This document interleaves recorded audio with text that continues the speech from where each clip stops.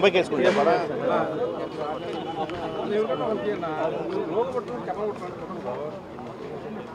మీరు అడగండి, అడిగితే చెప్తాను. ముంబై కేసు సంబంధించి నిన్న డీజీ గారు వచ్చి మనతో డిస్కషన్ జరిగింది.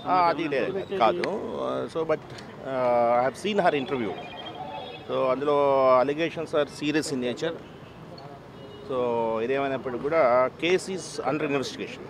యూఏలో కేసు ఉంది కాబట్టి ఖచ్చితంగా ఇన్వెస్టిగేషన్లో ఏం జరిగింది అనేది కూలంకషంగా చూసి మెరిట్స్ ప్రకారము కేసును ఫైనలైజ్ చేయడం జరుగుతుంది. అండ్ కొన్ని మీడియా కథనాల్లో there are serious allegations against senior IPS officers. So అది కూడా డీజీ గారితో డిస్కస్ చేసి, ఎందుకంటే సీనియర్ ఐపీఎస్ ఆఫీసర్స్ మీద అలిగేషన్స్ ఉన్నాయి కాబట్టి డీజీ గారితో డిస్కస్ చేసి ఎలా ముందుకు పోవాలనేది ఆలోచిస్తాం. లేదండి, అంటే ఇంతవరకు కూడా మనకు నేను నిన్న కూడా చెప్పాను.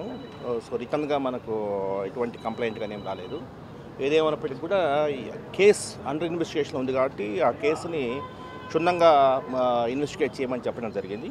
సో రిగార్డింగ్ అలిగేషన్స్ చెప్పాను కదా, అలిగేషన్స్ సంబంధించి డీజీపీ సార్తో మాట్లాడి విల్ టేక్ ఏ కాల్. ఎందుకంటే ఐపీఎస్ ఆఫీసర్స్ అందరి మీద అలిగేషన్స్ ఉన్నాయి కాబట్టి so we need to discuss with DGP sir and then will take a call.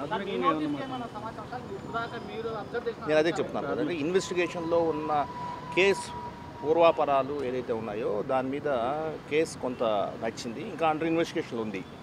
So under ఇన్వెస్టిగేషన్లో ఉంది కాబట్టి కేసు అండర్ ఇన్వెస్టిగేషన్ ఉంది కాబట్టి సో ఏం జరిగింది అసలు ఏంటి అనేది మరొకసారి అది క్షుణ్ణంగా దర్యాప్తు చేస్తున్నాము. So as per facts only, ఏ విధంగా నిజం ఎలా ఉందో అలాగే జరుగుతుంది. మనం ఎవరు కూడా దాంట్లో ఎటువంటి అనుమానాలు పెట్టుకోని అవసరం లేదు. As per facts case will be finalised as per facts. Mumbai case గురించి చెప్పాలా?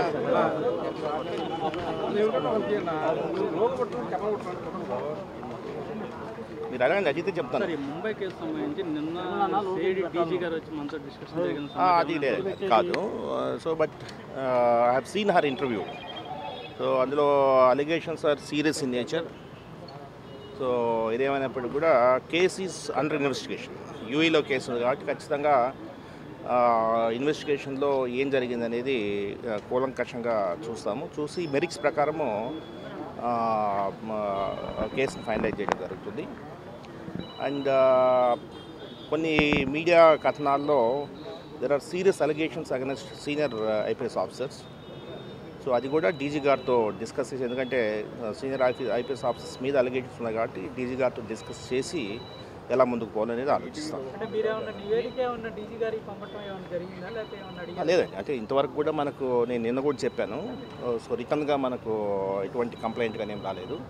ఏదేమైనప్పటికీ కూడా కేస్ అండర్ ఇన్వెస్టిగేషన్ ఉంది కాబట్టి ఆ కేసుని క్షుణ్ణంగా ఇన్వెస్టిగేట్ చేయమని చెప్పడం జరిగింది. సో రిగార్డింగ్ అలిగేషన్స్ చెప్పాను కదా, అలిగేషన్స్ సంబంధించి డీజీపీ సార్తో మాట్లాడి విల్ టేక్ ఏ కాల్. ఎందుకంటే ఐపీఎస్ ఆఫీసర్స్ అందరి మీద అలిగేషన్స్ ఉన్నాయి కాబట్టి so we need to discuss with DGP sir and then will take a call. నేను అదే చెప్తున్నాను కదండి, ఇన్వెస్టిగేషన్లో ఉన్న కేసు పూర్వాపరాలు ఏదైతే ఉన్నాయో దాని మీద కేసు కొంత నచ్చింది, ఇంకా అండర్ ఇన్వెస్టిగేషన్లో ఉంది.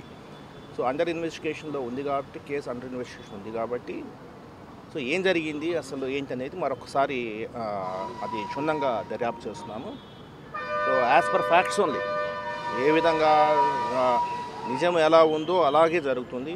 మనం ఎవరు కూడా దాంట్లో ఎటువంటి అనుమానాలు పెట్టుకోని అవసరం లేదు. As per facts case will be finalised as per facts.